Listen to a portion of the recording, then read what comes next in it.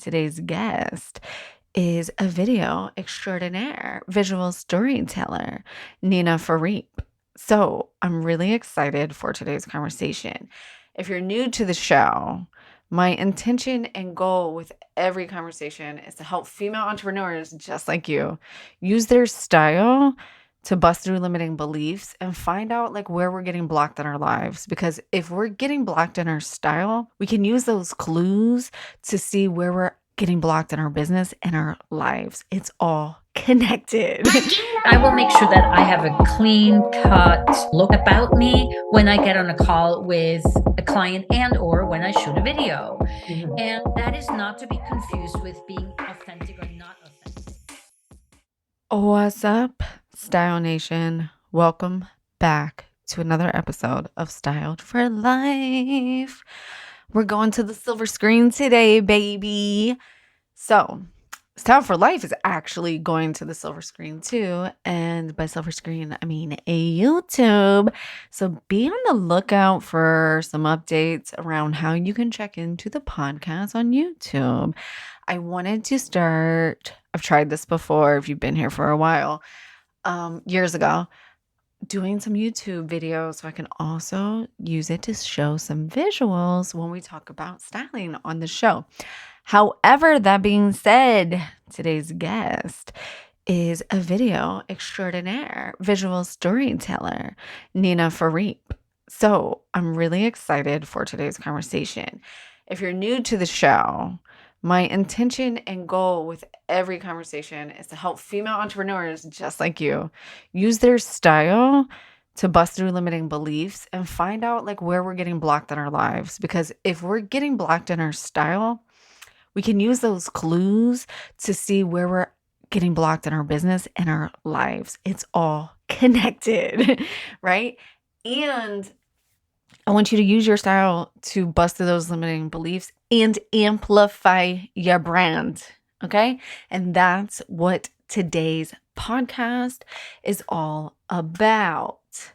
So, Nina Froriep, one of my clients, one of my business colleagues, visual storyteller, aka video extraordinaire, self-proclaimed queenager, which we talk about on the show, is a straight shooter. I love Nina. So she's after my East Coast soul.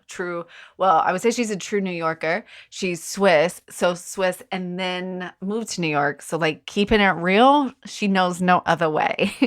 So it's a good episode and she's a straight shooter, but this episode isn't, it's not fluffy at all. It's straight to details of how little teeny things that you can do to get started. If video marketing is something that you're getting into for your business, she is your go-to. So she drops really simple tips on how to set up your space for videoing, what to wear for videoing, and just really cool ways to set up your camera. So we get into the psychology of, how to not shift your eyes on camera, how to angle your camera so it doesn't look like you're talking down to your audience. But you also want to make sure that you exude authority. So she talks about the exact perfect camera angle to do that. And she gives really juicy, like dialed in tips.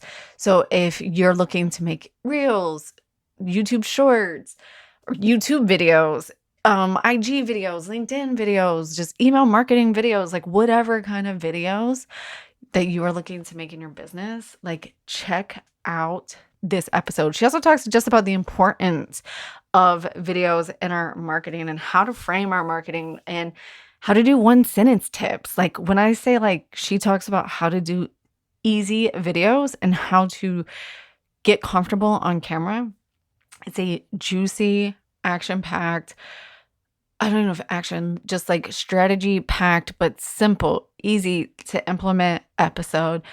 Obviously, like I said, we're both pretty straight shooters, so lots of laughs, lots of keeping it real. But this one is so good. So like behind the scenes transparency, I am trying to pop in and learn how to do these YouTube videos. And my husband and I spent, like 3 or 4 hours last week trying to set up my office, so that we could use the camera and make the videos, and where do I put my microphone, and like, how do I do this, and how do you record, and blah, blah, blah. True story.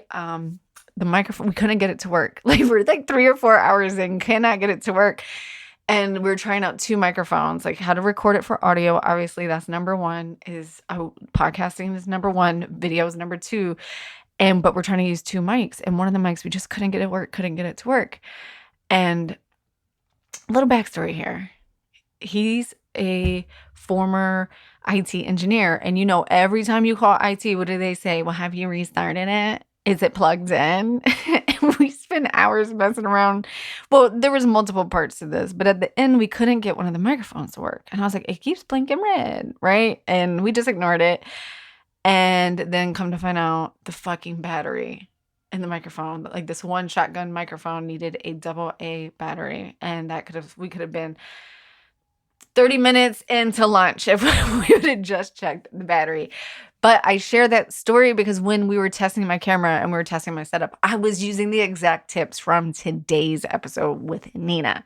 Like, that's how powerful and easy to implement that they are. So make sure that you stay tuned and tune in.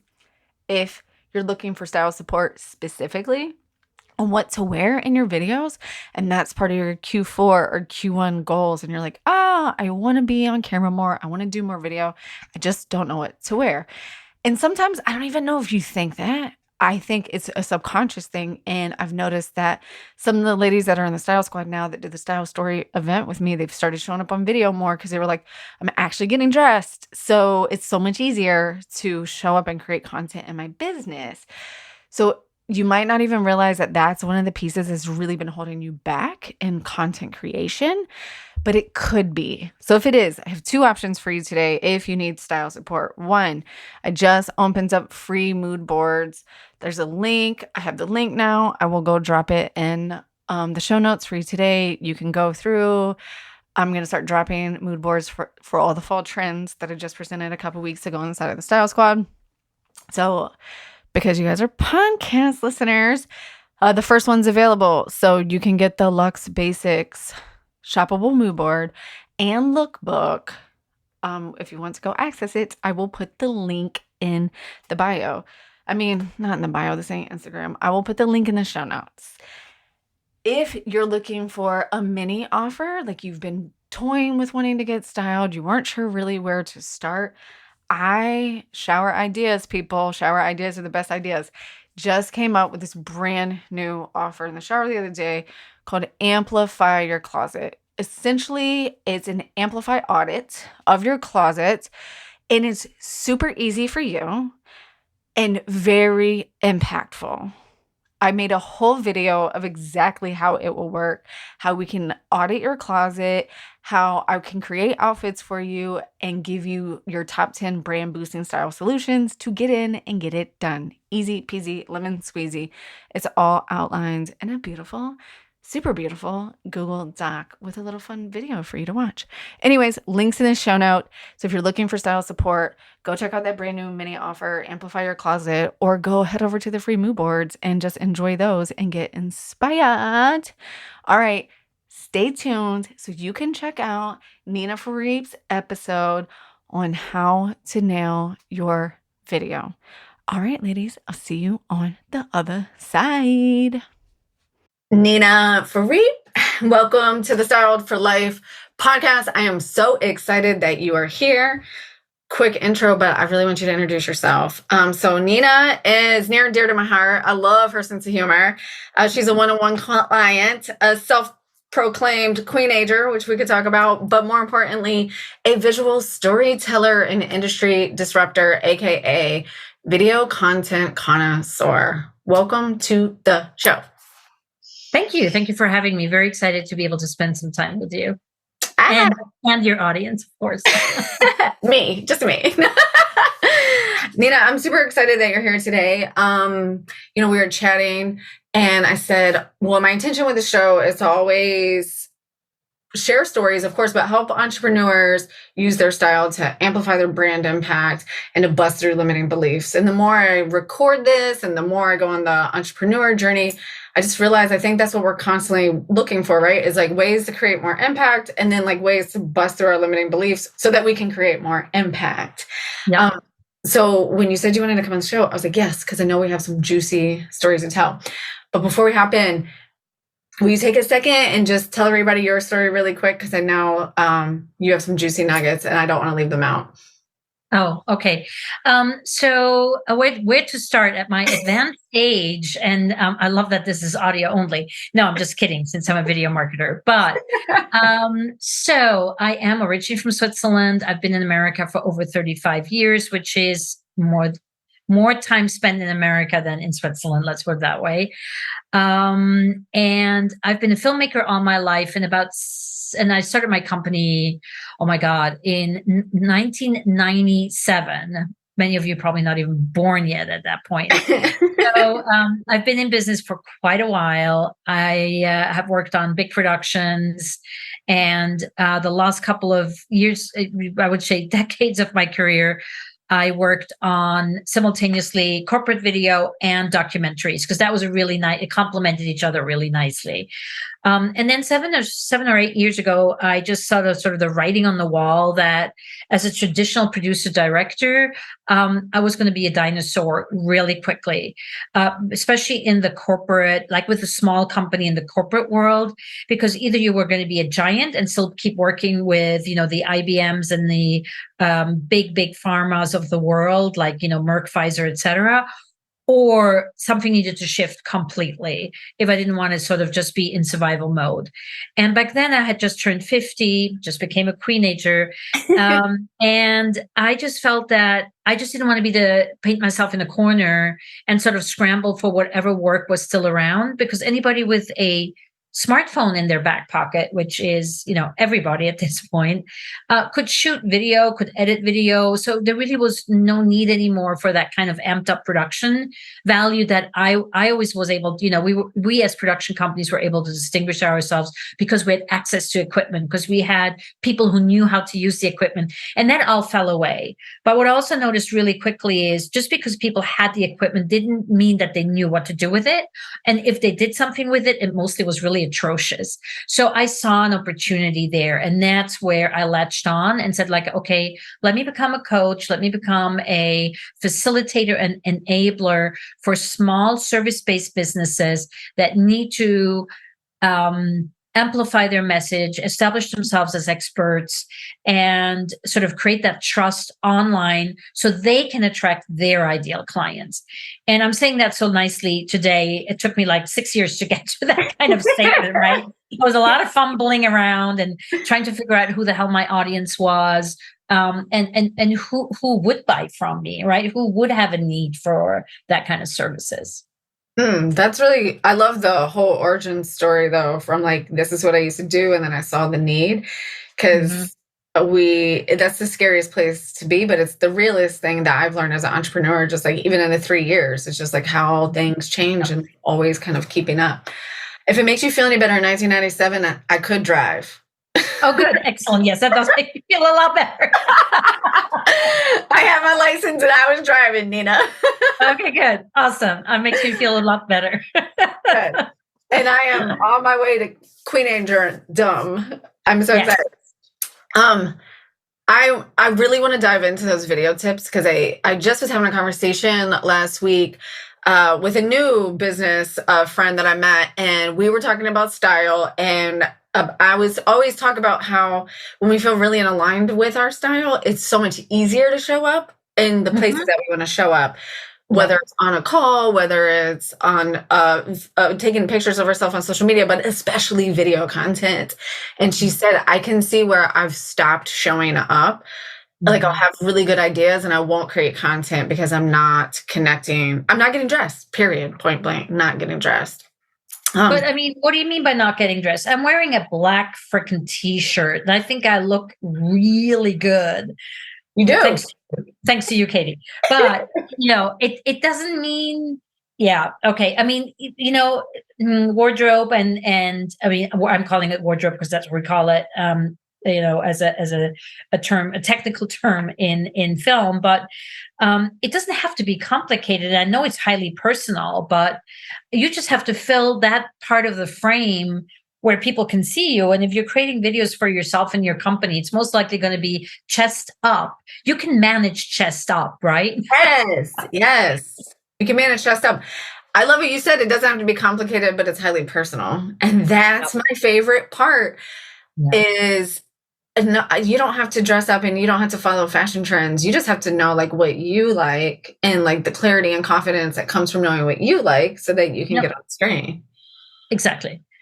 And that that takes a little bit of finagling. That takes also knowing like what is your background going to look like. So you want to be, it's like when we just look at video, the video part of styling, it's just like how do I show up such that I look good. So colors that complement me. Now, black might not be the best color for me, but I also have the advantage of having a little bit longer hair, so that frames my face. I have glasses that I know are really good color for me. So, and you can accessorize with some jewelry, or, I mean, I'm not a big fan of scarves on video. I think they always like are in the wrong place.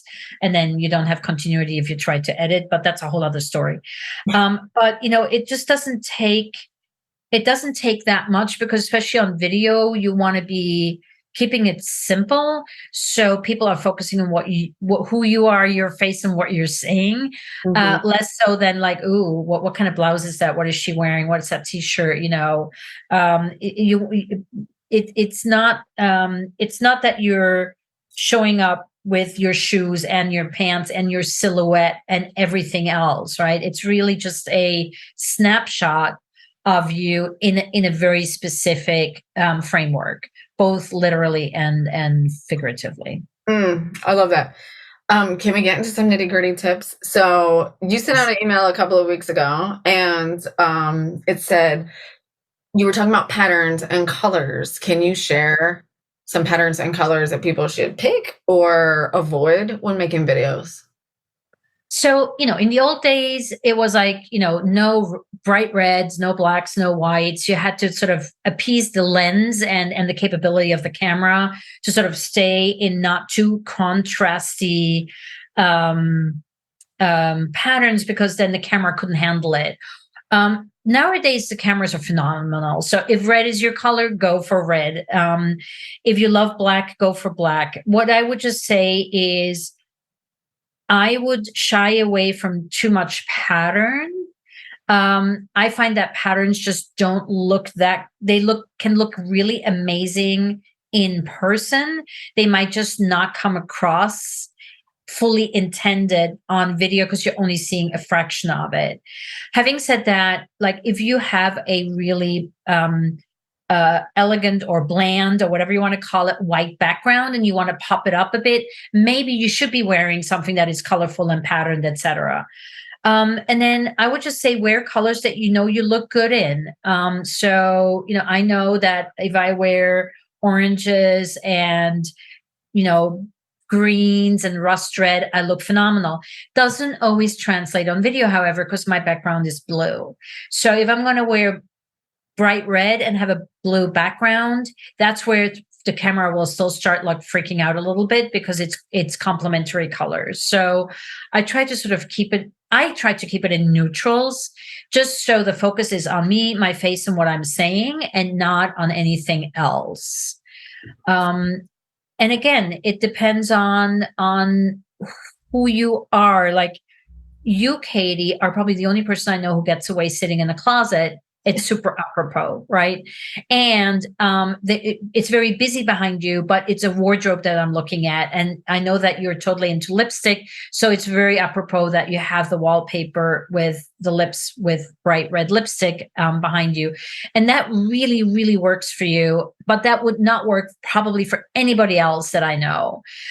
So we want to make sure that our background is either neutral and non-distracting, or is 100% aligned with what we want to convey, and why and be clear on why we're conveying it to our audience, right? That's a really good point.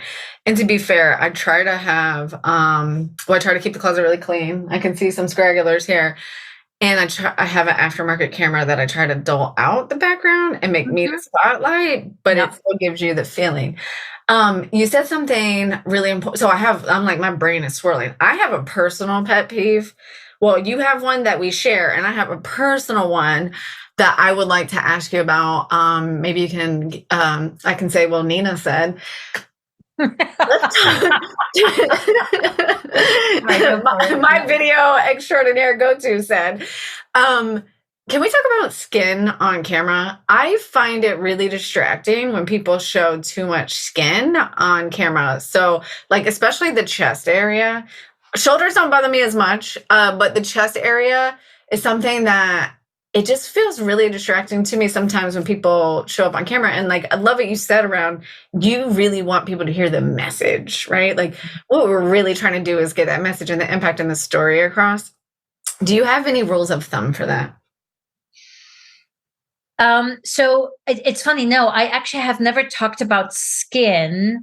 Show the respect that you want to show your clients. Mhm. It doesn't mean that, and meet them in your videos how you would meet them if they showed up for a sales call with you Yeah. on Zoom, right?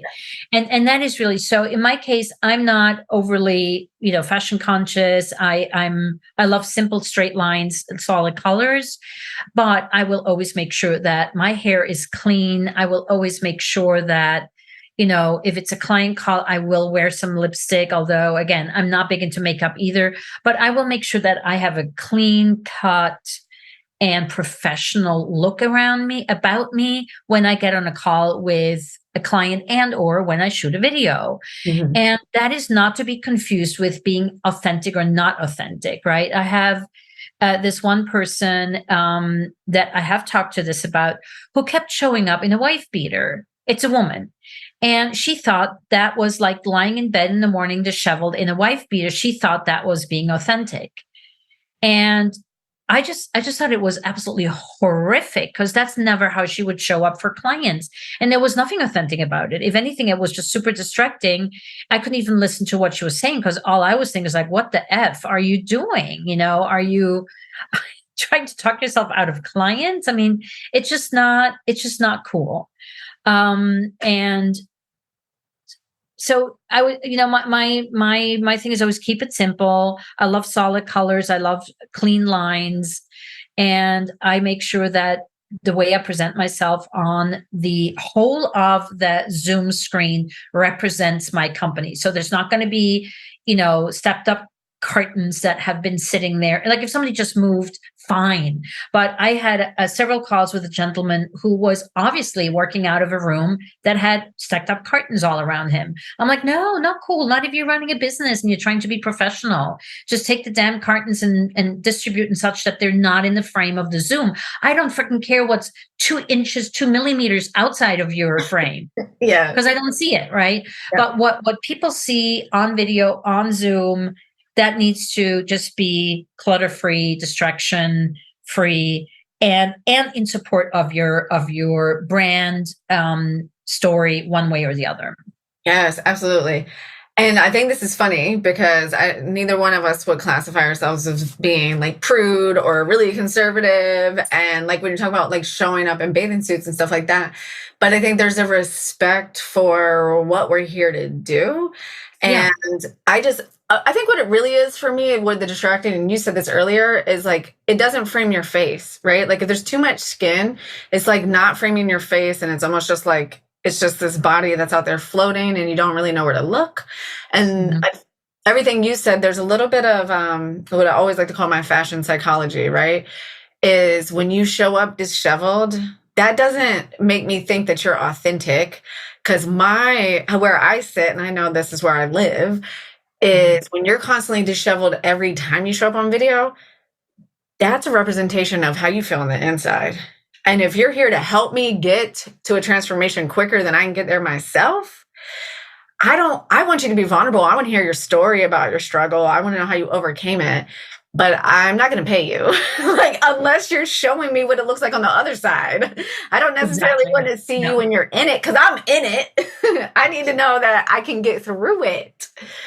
Yeah, and that is, I mean, I talk about that quite a bit where it's like, you can talk about your struggles, but you better talk about them from a point of view that how you overcame them, right? And not don't show the messy middle. No one's interested in the messy middle because we're all in the messy middle of several things ourselves, right? We want to see a glimpse of the messy middle and be able to um have that empathy and know that we are connected because we had the same experiences. But you as the coach or as the enabler or as the consultant or whatever you are, you need to be those couple of steps ahead of me, because otherwise, as you said, why would I pay you? Yeah, I don't want to pay you. And I am a big fan of I got this from one of my kids' cartoon shows this morning. There's a difference between being like a person who's having a bad messy day and just a person that's messy, right? Like Yeah. we all have those days. And yes, I appreciate the vulnerability and a good behind the scenes. Like who doesn't love a sneak peek? But Right. there's two different things I think when we're talking about video and marketing our businesses. So thanks for helping me shake that up a bit. So I remember one time we were on a call together and because I just love the technical stuff because I could never get this deep with anybody else.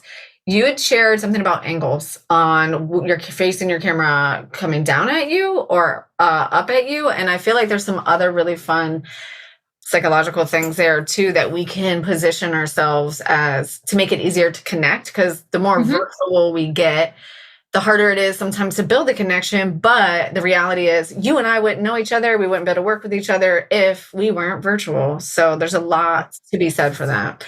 Can you talk about that for a minute? Absolutely, love to. So it's basically, it's really commonsensical if you think about it, but a lot of people don't have the time or just don't have the wherewithal to think about it. So if we're showing up on camera, there's a couple of rules that you want to just have it, be it a checklist or just be it something that you're aware of. One is framing, and the other one is your eye line. So your eye line, and they play together, obviously. So your eye line is you want the lens of your camera, and that is either the green little dot that's staring at you from your laptop when you're on Zoom or recording, or the little dot that no one really knows where it is on your iPhone. And I would invite you to figure out which of the many holes on your iPhone and You're looking the at back is actually the one that translates into being the lens. If you want to be on the same height as that lens, because if you have it low, and this is not video, so I can't demonstrate, but if it's too low, the lens is sort of looking up your nostrils and you're talking down at the lens. And with that, you're actually talking down to your people. And it is subliminal, it's subconscious, but people feel like you're arrogant and you're talking down to them. So don't have your lens too low, which a lot of people do. Number two, don't have your lens too high. And I know from selfies, it's always the crane your neck, especially us, queenagers who want to make sure that our necks are not like sort of disappearing into our chest. That works for a quick selfie and a single shot. It does not work on video because if the lens is too high, then we look meek talking up to the lens, right? So you don't want that either. So have the lens on par with your eye height. The other thing is with the framing, and this is something where people often fall short as well, and drives me absolutely bonkers when you get on a Zoom and you're seeing a person and their nose is sort of hitting the bottom of the frame, right? It's like, it makes me want to strain to see you better, right? Which of course I can't because the frame is what the frame is. So make sure that your head is bumping up against the top of the frame. Always. So Katie, you could do that too, right? That could come up a little bit. Right. If you could even come up more, right? Look at my head. My head is actually, my hair is touching the top of the frame. It does a couple of things. Number one, it just gives you sort of that nice image that you would have if you were in a portrait. Number two, if you're shooting video, it gives that breathing space between your chin and the bottom of the frame that you need for either graphics and, or very importantly, your closed captioning. Yes. So you need that space. It also is just nice to have that space to see your shoulders, see your chest, like midway. If you're wearing a necklace, it gives the necklace a chance to sort of show, or if you have a little, V-neck, whatever it is, it just gives that breathing space so your head is not, I mean, for your sake, Katie, I'm just demonstrating. This looks awful, right? I'm looking at the ceiling. I'm sort of kind of disappearing. I've talked to people that look like this. That's horrible when your nose bumps up against the bottom of the frame. And then just from a visual point of view, also what I like to do, I don't do it with Zoom because I'm sitting right in front of the camera and I'm engaged. But when I shoot video, I scoot over a little bit to the side and I turn myself into the camera. And what that does, it takes a square of my shoulders and breaks it up a little bit. So I look a little less, big or square. It just makes you look a little more attractive if you have that slight angle looking into the lens. It's also more like that conversational piece where if you are talking to another person in the street, let's say, you would rarely stand, face to face right in front of each other. You very often will be at a slight angle off. Pay attention next time you talk to someone standing at a cocktail party or you meet a friend in the street. You're never really face to face. You're always at a slight angle. And that's sort of just how we communicate as humans. And if you mimic that in video, it just kind of makes you that much more approachable, likable, less threatening. And it's all subconscious. No one sits there and goes like, oh, look, Nina went, 2/3 of a quarter inch off of the middle and turned her body and is facing the lens and is looking right at the lens, and the lens is at the same height as her eyes. No one sees or thinks that. All people see is or feel something slightly off and askew, and we don't know what it is. And so as powerful as video is, you also want to make sure you get these finer points of it right. So the intended connection with people is actually happening. And then the last thing is, and that is less a visual thing, how you're framing yourself and how you're showing up, but it is no cheat sheets, no teleprompters on this shorter distance between you and the camera. You have to talk off the cuff and look at the lens the whole time, because that's like you shifting your eyes away to a cheat sheet or a prompter. It makes you look shifty and it makes you break engagement with your audience. Oh, I'm so glad you brought that up, because I never do notes, or I will write them. My claim to fame is I write them out and I put them somewhere, but I never look at them, because I feel that same way. Because if I was having a real conversation with you, I would never look to my notes to be like, oh yeah, I want to make sure I tell Nina this. Yeah. I mean, there have been moments, like for instance, I was shooting some videos and I had to get the wording of something right and I just couldn't. So, but then I made it obvious. I said, oh, I'm gonna have to look at my notes to get this right. And then I read it off, right? But then it became part of the video, right? Yeah. Or you just shoot in bits and pieces and then have to edit it together afterwards, which I only recommend you do if you actually have an editor who knows their shit. But otherwise, I just say one take wonders. Your videos shouldn't be much longer than 60, 90 seconds anyway. And everybody who's an expert in their field can freaking remember what they're going to say for 60 seconds. It's hard for me to get my thought out in 60 seconds because I have so much to say. But what you just said, I think that's a piece of how you can get a bit of the authenticity and vulnerability in there. Is like you said, oh, I just got to read this because I can't remember it today. I remember it, yeah. And or, again, do it in bits and pieces. Or like I started a whole series, which is one sentence tips on video production. Now, video, thankfully, is a huge topic.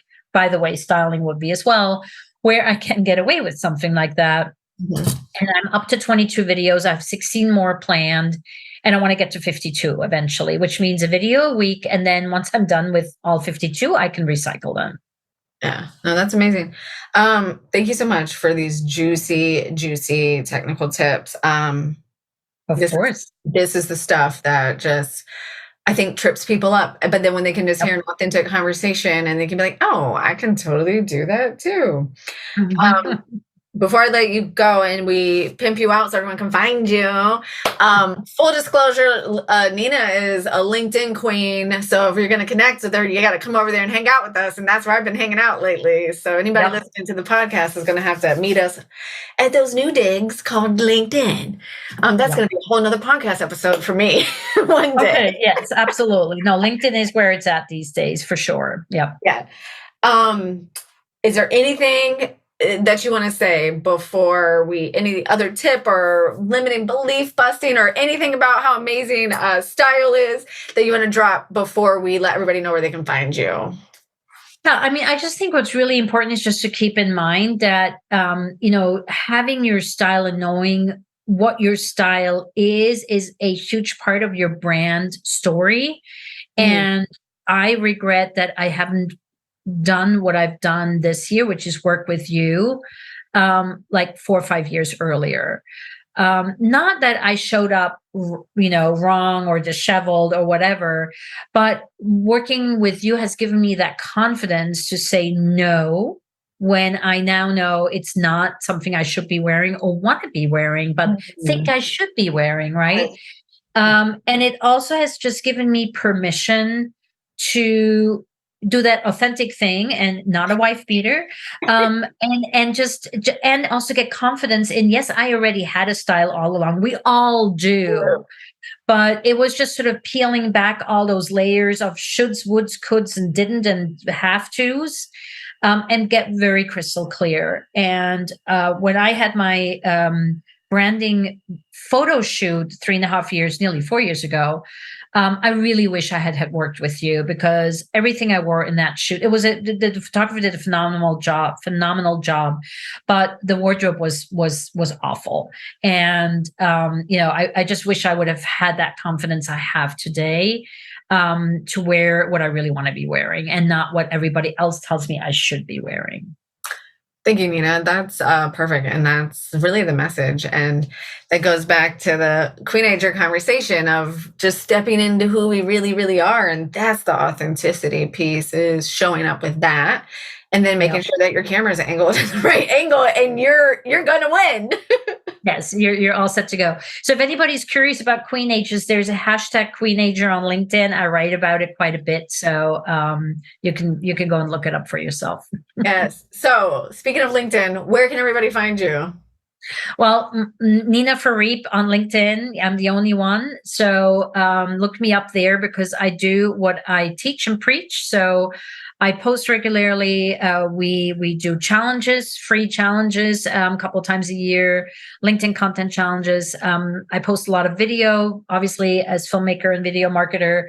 And I do have a website, clockwiseproductions.com. And that's between those two things. That's the best way to check out what we do and how we do it and for whom we do it. And of course, I'll put all the links in the show notes. But seriously, one of my favorite thing about you is the way that you break down content to make it so digestible. So if anybody's listening and you got anything away from this conversation and you just want more, Nina really is so good at delivering that. And the sense of humor and the names of the series, Conversations About Shit That Matter. That's the day I fell in love with you. So make sure you check her out. Everything will be in the show notes. Thank you so much, Nina, for coming on the podcast and sharing those tips. They're totally beyond valuable, and I just couldn't be more grateful for you. Awesome. Well, thank you so much for the opportunity to talk about what I love talking about. Thank you, Katie. Thanks, Nina.